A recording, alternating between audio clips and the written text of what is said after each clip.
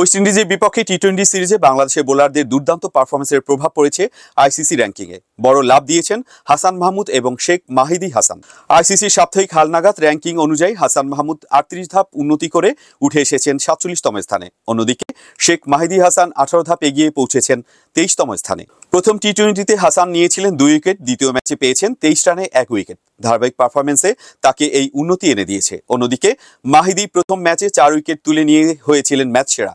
দ্বিতীয় ম্যাচেও 20 রানে 2 উইকেট নিয়ে দলের জয়ে বড় ভূমিকা রাখেন। বাংলাদেশের মধ্যে সবচেয়ে ভালো অবস্থানে আছে পেসার তাসকিন আহমেদ। 3 ধাপ এগিয়ে 18তম স্থানে উঠে এসেছেন তিনি।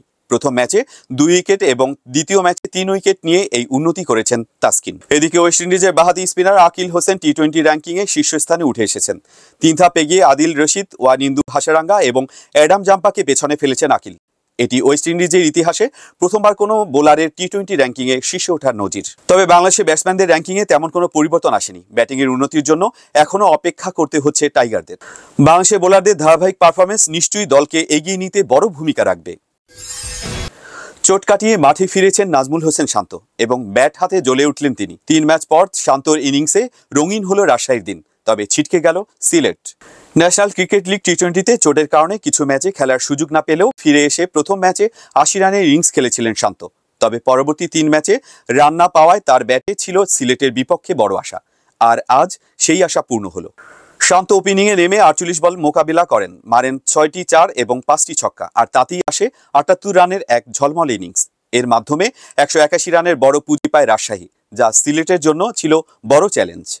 রাজশাহী আগেই বাদ পড়লেও সিলেটের টিকে থাকার জন্য ম্যাচটি জেতা ছিল জরুরি।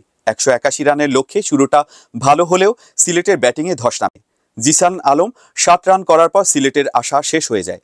আসাদুজ্জামান এবং শান্তর বোলিং তোপে মাত্র 18 রানের মধ্যে হারিয়ে যায় সিলেটের 5 উইকেট। শেষ পর্যন্ত সিলেটের ইনিংস থামে 8 উইকেটে 155 রানে। 26 রানের বড় জয়ে রাজশাহী নিশ্চিত করে তাদের আসরের শেষ হাসি। এভাবে টুর্নামেন্ট থেকে বিদায় নিল সিলেট, আর রাজশাহী নিজেদের জয়ে শেষ করল আসর।